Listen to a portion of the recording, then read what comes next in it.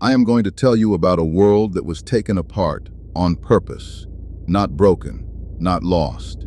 Taken apart, the way you take apart a house that cannot be repaired. I lived in it. I walked in it for 300 years before anyone thought to write anything down. And what I am telling you now is not a prophecy. A prophecy is about the future. This already happened. Men say they fell. That is the word we chose afterward, and we chose it because falling is an accident, and an accident can be forgiven. Nothing fell. I watched 200 of them come down in formation. They came down onto one mountain, in the daylight, where anyone could see, and the first thing they did when their feet touched the rock was make each other swear. I want you to hold on to that.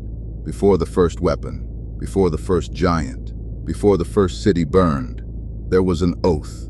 Everything that came after was administration. My name is Enoch. I was the seventh from Adam, and I was the only man of my generation who was not allowed to die.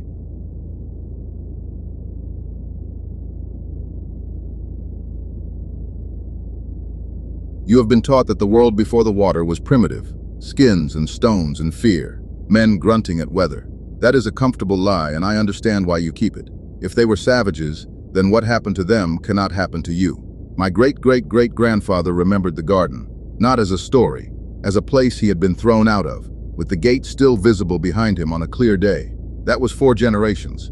In your terms, that is a photograph in a drawer. We were not primitive. We were something worse. We were competent, and we were very close to the beginning, and we had no idea that both of those things were dangerous at the same time. There were 2 lines of men by then. Everyone knew which line they belonged to, the way you know which side of a river your house is on. One line began with a man who killed his brother in a field, and then went east and built a city. Think about that sequence. He committed the first murder, and his response was construction. He did not hide in a cave. He organized. His descendants were the engineers. They worked bronze and iron. They kept herds and they kept ledgers. They made instruments that played in tune. Every good thing you associate with civilization, that line made first. And they made it while carrying a family memory of getting away with it. The other line, mine, kept records and kept quiet. We were the ones who remembered the gate. That is all we had, a memory and a habit of writing it down. It felt useless most of my life. I need to say something about the length of a life then, because it explains everything that follows. Men lived 800, 900 years. You hear that and you think, how wonderful. It was not wonderful. It was the entire problem. A man who will die in 70 years has to be careful. He has to hand things off. He has to teach his son, because his son is the only version of him that continues. A man with 900 years does not hand anything off. He accumulates. He perfects. He becomes the only authority on himself. And a grudge in a man who lives 900 years does not cool. It matures. It gets patient. It gets resources. That is what the world before the water actually was. Not savages. Old men. Thousands of extremely old, extremely capable men who had never once been interrupted. Nothing corrected us. That is the part that is hard to explain to you, because you live inside correction. You get sick. You get old at 50. Your empires last 200 years, and then something knocks them down, and the next one has to start over and relearn everything. We never started over. We had 900 years and no interruption and no one above us saying no. I was born into that, and I did not question it. I married. I had a son. I named him Methuselah and I taught him letters. And for 65 years I was an ordinary man with an unusual habit of writing things down. Then I started to notice that I could not sleep in the same way as other men. It began as a tension. I would be counting sacks of grain and I would look up and understand, with no argument attached, that everything I was looking at had been scheduled to end. Not threatened, scheduled. There is a difference, and you feel it in your chest. I want to be precise, because precision is the only thing I have left to give you. I did not receive a warning. I received a date, not a number I could write down. A weight. The way you know, standing in a field, that the rain is not a possibility anymore. It is a matter of minutes. Let me tell you what knowledge was. Before, because the word has gone soft since. Knowledge was a debt. If you wanted to know how to set a beam so that a roof would hold through a wet winter, you went to a man who had already lost a roof, and you carried his water for a season. And at the end of that season, he put your hands on the joint and made you cut it wrong 4 times before he let you cut it right. That was the entire system. It was slow on purpose. and the slowness was not a flaw in it. Here is what the slowness did. It meant that nothing arrived in a man's hands before his character had grown large enough to hold it. A boy who wanted to work iron spent 11 years near the fire before he was allowed to make anything that could cut. By the time he could make a blade, he had spent 11 years among the people who would have to live beside whatever he made. He knew their names. He had eaten at their tables. He had carried one of them home from a flood. So when he finally drew a bar out of the coals and hammered an edge onto it, the edge came into the world already surrounded by every reason not to use it badly. Izzy had lied. I want you to notice that this had nothing to do with the work being hard. There was no law forbidding a shortcut. It was simply that no shortcut existed. The knowledge could not be separated from the years because it lived in the hands of people, and people take years. That was the safety, not a rule, not a wall, just the plain arithmetic of how long a human being takes to become someone. Then something arrived that could separate the knowledge from the years, and that is the whole of what I have to tell you. Everything after this is detail. I told people. Of course I told people. I was 65 years old and I had a reputation for accuracy about grain. So for a while they listened to me about the other thing too. Do you know what the objection was? It was not that I was lying. Nobody accused me of lying. The objection was that I was early. They said, perhaps in 400 years, perhaps in 600. A man who expects to live 900 years does not hear a warning. He hears a scheduling conflict, and he moves it to the end of the calendar. That was the world. That was the ground the 200 landed on. And I have thought about this for a very long time now, and I no longer believe they chose that ground by accident. You do not water a stone. They came down where something was already growing.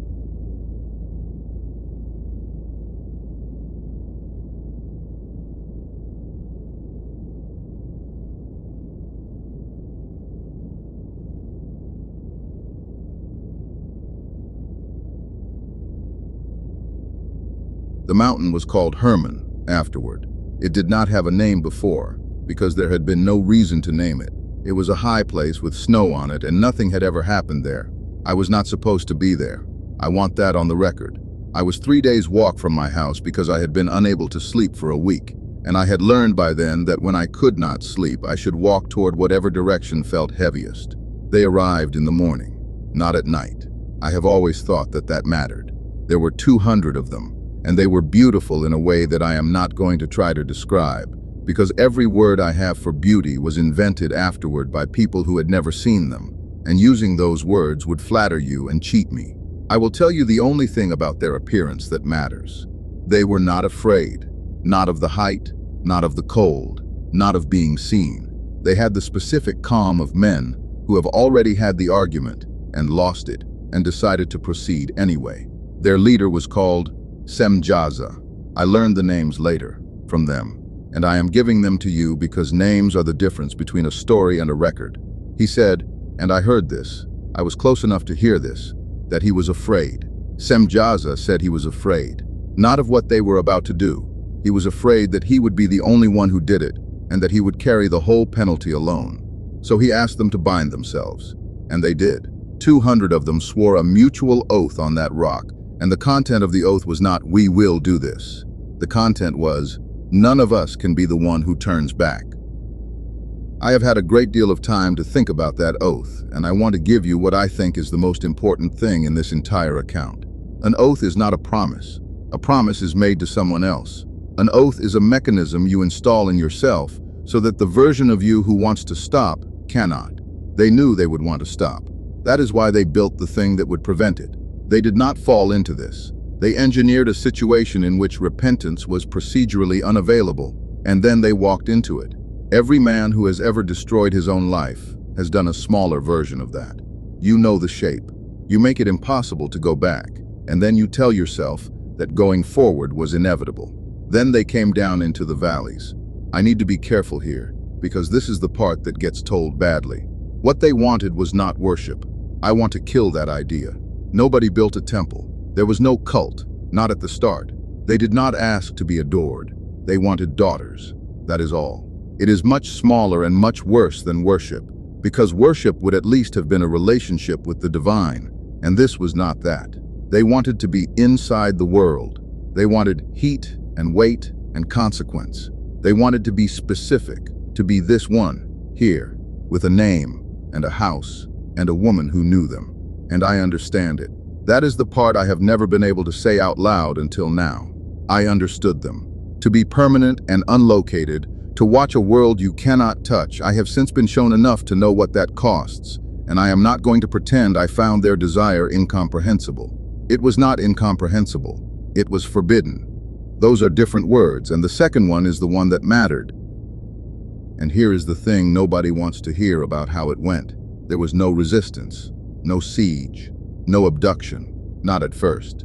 Nobody was dragged. They arrived, and they were beautiful, and they were generous, and they were interested in you specifically, and they had answers to questions your own father could not answer. And the fathers of those villages did not say no. Some of them were paid. I am not going to soften that. Some of the oldest and most respected men of that generation handed over their daughters in exchange for instruction, and they told themselves it was an alliance.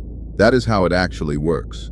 Not conquest, consent, purchased in installments.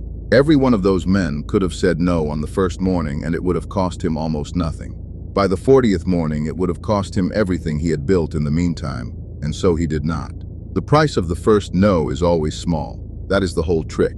Nobody ever collects at the beginning. I went back to my house, and I wrote down what I had seen on the mountain, and for a long time, nothing happened. That is worth saying, too, because you expect judgment to be fast. Years, decades. The children were not born yet. The valleys were, if anything, better off than before. Better tools, better harvests, better medicine. That is what I remember most clearly, and it is the thing I most need you to hear. The disaster arrived as an improvement. For an entire generation, everything got better.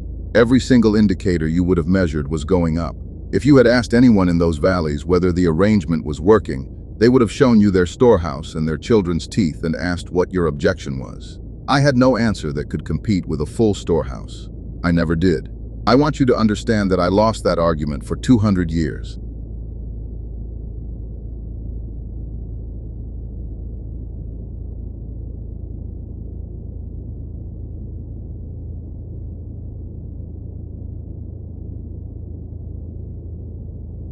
Now I have to tell you what they taught, and I am going to do it in the order that matters, which is not the order it is usually told. The first one was metal. Azazel taught the cutting of metal, and he taught it completely, not just how to make a blade, but how to make the thing that makes blades. Not a gift, a capability. Understand the distinction, because everything they did followed this pattern. A gift is a sword. A capability is a forge. If you give a man a sword, you have armed one man. If you give him a forge, you have armed everyone he will ever meet, forever, and you can leave. And it was useful. That is what makes it work. It was immediately, obviously, undeniably useful. Better plows, better axes. A man could clear in one season what his father cleared in 5, and better swords.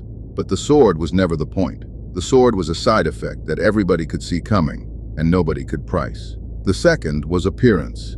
They taught what to do to a face and a body to make it desired. Pigments. Metals worked thin. The alteration of a person into a signal. You will think this is trivial next to weapons. It was not. It was the most efficient of all of them, because it taught an entire generation of people to treat themselves as objects to be optimized. And once a person has agreed to that about themselves, they will agree to it about anyone. Every cruelty that came later ran on that one sentence. A body is a thing that can be improved, and therefore a thing that can be discarded. The third was what roots do to a body. Which root closes a wound and which root closes a throat. The same knowledge, taught in one lesson, with no line drawn between the halves. The fourth was the reading of the stars, and the fifth was the reading of clouds, and the sixth was the reading of the ground. Here is what those three had in common. Every one of them was a way to know tomorrow without asking. That is the whole business, not information. Men had always watched the sky. Certainty without submission. A way to get the future delivered to your door without ever having to stand in front of anything larger than you and be told something you did not want to hear. And they were right often enough. That is the part that finished us. If it had never worked, we would have abandoned it in a season. It worked about as often as a careful man's guess, which is often enough to feel like power, and never often enough to be power. The seventh was writing, not my kind. I wrote to remember. They taught writing to bind, the making of marks that were meant to compel, marks with a claim on the thing they named. That is where the sorcery came from, and I have to tell you the truth about sorcery, which is that most of it did nothing at all. Almost none of it worked. It did not have to work. It only had to reorganize a man's idea of what he was allowed to do. Once you have spent a year trying to compel the world with marks on a stone, you have already accepted the premise that the correct relationship to everything outside you is command, and after that it barely matters whether the stone answers. And the eighth, I have put it last and I have put it alone. They taught the women how to end what was inside them. I am not going to describe the method, and I am not going to stand here and pronounce on every woman who has ever faced that hour, because I was not in that hour and I did not carry what she carried. I will tell you only what it was for, in that place, at that time. It was taught by the fathers of those children, to the mothers of those children, so that the arrangement in those valleys could continue without producing evidence. There was one more, and I have kept it for last because people laugh when I say it, and I would rather the laughing happened after the other things, and not before. He taught them to make themselves beautiful, metals ground fine for the eyelids, stones cut and set so they would hold a lamp, the bracelets, the dyes that would not wash out of cloth, the tinctures for the face, that let a woman look into a sheet of polished copper and see a stranger she preferred. Now tell me why that belongs on a list with poisons and blades. Here is why. Before it, a face was a fact. You looked at a woman and you saw her mother in her, and the fever she had at 9, and the season the grain failed, and whatever she had decided about her own life at 15. A face was a record. Everyone in a village could read it, and that reading is most of what held people to each other. It is very difficult to do harm to someone whose entire history is written on the front of their head. After it, a face was an argument. It was a thing assembled in the morning to produce a result by evening. And once a face can be made, every face is suspected of having been made, and the reading stops. People began to look at one another and see a surface, and behind the surface, a calculation they had no way to check. That is what the paint did.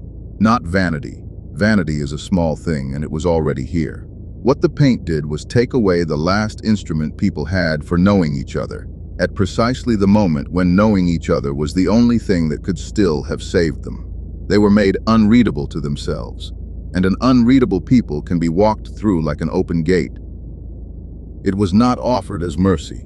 It was offered as maintenance, and it is the only one of the 8 teachings that I have never been able to think about calmly in all the years since. Put the 8 together and look at the shape of it, because the shape is the accusation.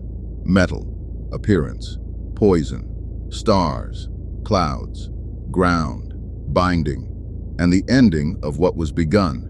Not one of those is a lie. There is no false teaching in the list.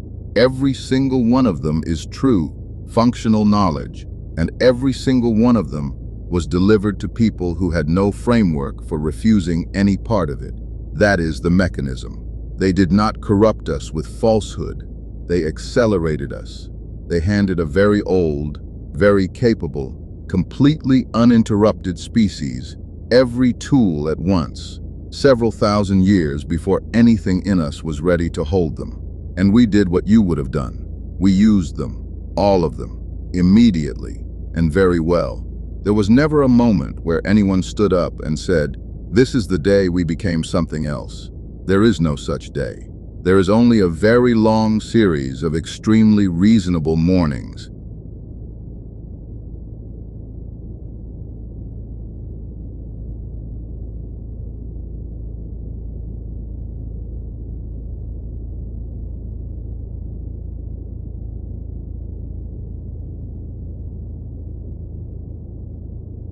Then the children were born, and everything I have said until now stops being an argument and becomes a description. They were not like their mothers. I am not going to give you a number for their height, because every number I have ever heard was given by a man who had not seen one, and the numbers get larger every century. I will give you the only measurement that was ever relevant. A grown man could not reach the place where you would strike a grown man. That is all. That single fact reorganized the world, because every rule about violence that our species had ever developed assumed two men of roughly the same size. They ate. That was the first problem, and for a long time it was the only problem. A village stores what it needs for one winter. That storehouse was the entire margin of an entire year, of an entire community's work. It represented every decision that village had made correctly. It fed one of them for a matter of days. So they took the herds, then the seed grain, which is worse, because seed grain is not food, seed grain is next year. A village that loses its seed has not been robbed. It has been ended with a delay. And then, when there was nothing else in a place, they ate the people in it. I am not going to build a scene out of that. I was in 3 villages afterward, and I have spent the rest of my existence declining to describe what afterward looked like, and I am going to keep declining. I will tell you the one thing I learned in those 3 villages, because it is the only useful thing that came out of them. There is a point where hunger stops being hunger and becomes a law, where a thing is no longer choosing to consume and has simply become the shape that consumption takes in the world. You cannot negotiate with that. You cannot appeal to it. It is not cruel. Cruelty requires an interest in the other party, and there was none. We had produced something that stood in relation to us the way weather stands in relation to a field. Within 1 generation, the arrangement that had made those valleys prosperous had eaten them down to the soil, and the fathers were still there. That is what I could not get past. The 200 were still there, in those valleys, watching their own children strip the places they had chosen to live in. They had wanted to be specific, to be this one, here, with a house and a name.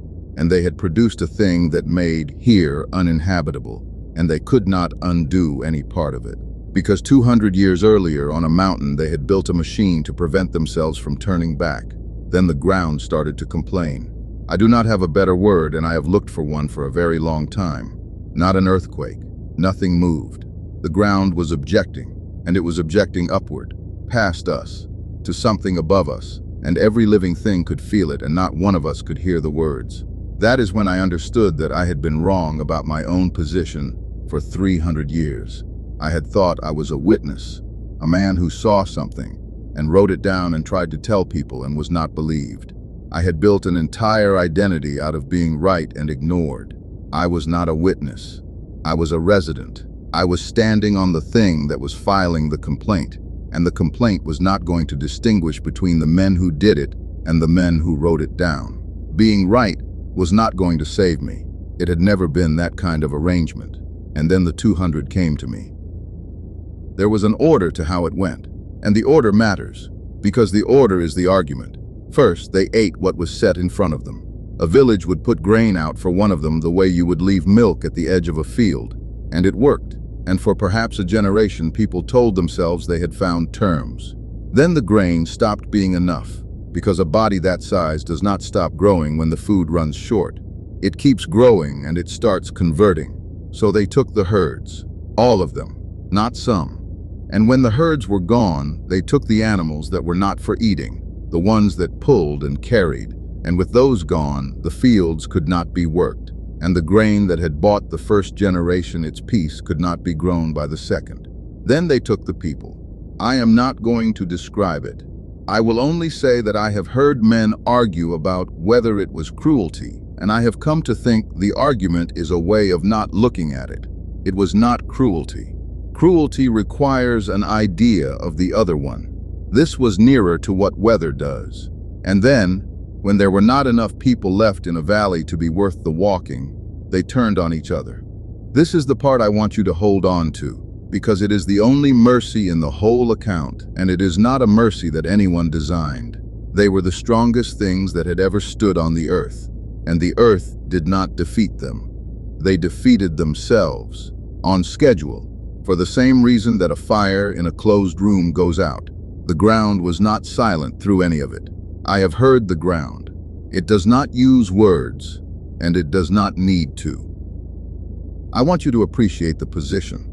The most capable beings that had ever set foot on that world who had taught us metal and stars and binding, who had 200 years of unbroken success behind them, came down out of those hills and found an old man with a habit of writing things down.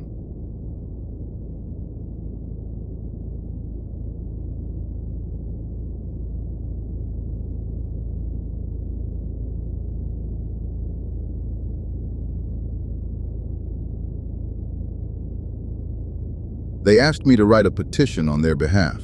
They wanted me to carry it up and ask for forgiveness, because they could not go up themselves, and they could not stop what was coming, and they had run out of every other option in the order you would expect. And I said yes. I want to be clear that I did not agonize. There was no scene. They asked, and I said yes. And I sat down and I wrote it. And I wrote it well as I have ever written anything. People have found that difficult ever since. They asked how I could take dictation from the beings who had destroyed my world. And the answer is that I had been the only man in 300 years to tell them the truth to their faces, and taking their petition was the same act as telling them the truth. Both of them were refusing to pretend they were already lost. I did not think it would work. I want that recorded too. I wrote the best petition I have ever written for a case I did not believe in, because I have never been able to see the point of refusing to ask. I am not going to describe the ascent. I have tried in writing more than once, and every attempt made it smaller. I will say only this, so that you know I am not withholding to seem mysterious. Everything I saw up there was larger than the vocabulary I had brought with me, and the honest record of it is not a description. It is a man coming back with fewer words than he left with. There was a court. There were things standing in it that had been standing in it before the world had a surface, and the case was already closed. That was the first thing I understood, and I understood it before anyone spoke to me.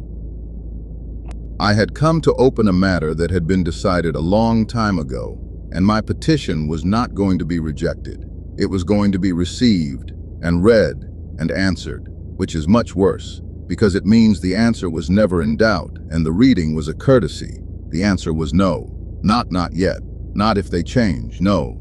And I was given the reason, and the reason is the thing I came back with, and it is the only thing in this account that I would ask you to carry out of it. I was told that they were not being refused for what they had done in those valleys. They were being refused for what they had done on the mountain. They had come down and sworn an oath specifically designed to make repentance unavailable to themselves. And that oath had been honored. That is what I was made to understand.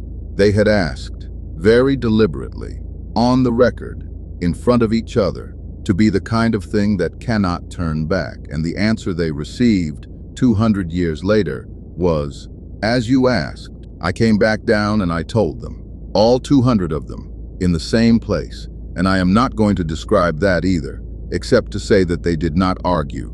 Not one of them argued. Every one of them had been present when the oath was made, and every one of them knew exactly what he had built. They had spent 200 years being the most powerful things in the world, and they discovered on that afternoon that they had spent the first morning of it removing the only exit.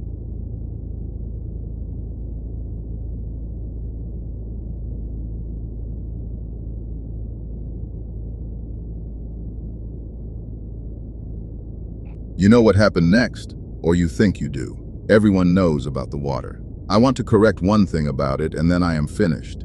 The water was not the punishment. The punishment was the oath, and it had already been served for 200 years by beings who could not turn around. The punishment was a generation of children who ate the world that made them. The punishment was 8 true teachings in the hands of a species that had never once been told no. The water was the paperwork. It was the filing of a decision that had been reached a long time earlier, and by the time it arrived, there was almost nothing left down there that a reasonable person would have called a world. There were survivors. That is not my chapter, and I am not going to take it from the man who lived it. I did not see the water. I was taken before it came, and I have never been able to describe that as a reward. I was the 7th from Adam, and I was not allowed to die, and the price of that is that I am the only one still carrying this, and there is no one left who was there to correct me. Here is the last thing, and it is the reason I have told you any of it. The bodies of those children did not survive the water. Nothing that had weight survived the water. But they were not only their mother's children, and the part of them that came from their fathers had never had a body to begin with. That part had nowhere to go and nothing to be, and it did not drown, because you cannot drown a thing that was never wet. They stayed, hungry, in the exact way they had been hungry, with no mouth and no hands and no ground of their own, in a world that had just been rinsed clean of everything they had ever wanted. They are the reason your world is not quiet, and that is the next file. You have been waiting for me to say the word ark, and I have held it back because I want you to arrive at it carrying the right weight. Yes, there was a boat. It was built by a man in my own line, and it took him the better part of a working life. And while he built it, his neighbors had 100 years to walk over and ask what he was doing, and 100 years to decide not to. That is not a detail about carpentry. That is the shape of the entire judgment. The judgment was slow enough to be escaped, and nobody escaped it. And the reason nobody escaped it was not that they had not been told. I was not on the boat. I want to be plain about that, because people who repeat my name sometimes arrange the account so that I was, and it flatters me, and it ruins the point. I was taken out earlier by a different road, and I have never been able to decide whether that was a reward or an assignment. What I can tell you is what I was given to carry, and it was not a place on the boat. It was this, written down, sealed, and put somewhere it would keep. That is what a seal is for. A seal is not secrecy. A seal is a promise that a thing will still be legible after everyone who could have argued about it is gone. Somebody sealed this so that you, who would not be born for thousands of years, could open it and find that the account had not been improved in transit. You have opened it. There is more in the file than one telling can hold, and the rest of it is in the next one.